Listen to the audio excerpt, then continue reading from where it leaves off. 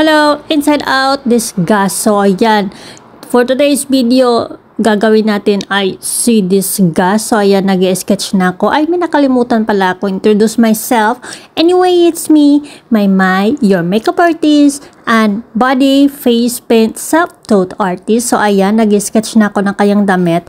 So, as usual, inuuna ko talaga yung dress niya ng mga, ang mga character na ginagawa ko. Inuuna ko talaga yung dress kasi mas matagal talaga yung dress niya. So, ayan, kukulay na ako ng yellow-green. Medyo nahihirapan akong makuha yung kulay na skin tone ni Disgust kasi hindi ko alam kung light ba siya, yellow-green ba siya, or mas light pa siya, or pastel color siya. So, ayan.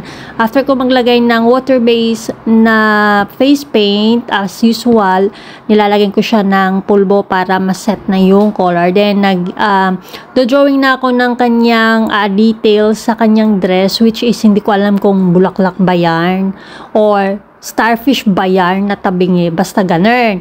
So, ayan, ang kanyang combination ay blue tsaka white. So, naglalagay lang ako dyan ng mga maliliit, medium size, bigger size para naman mas sakto at para magpantay-pantay. So, again, nag-set na ako ng pulbo para hindi na magdikit-dikit ang ating details. So, now, naglalagay na ako ng glue stick sa aking kilay, then pulbo para na rin invisible ng konti yung aking kilay. So, ngayon, nag-a-apply na ako ng cream base na kulay green.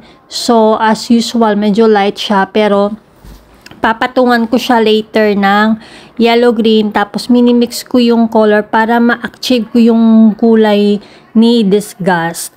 So, yan, minimix ko yung yellow-green tsaka yung green para mas lalo siyang, para ma-achieve ko ng konti yun. Yung kulay ni Disgust, na naglalagay na ako ng eyeshadow na green dyan.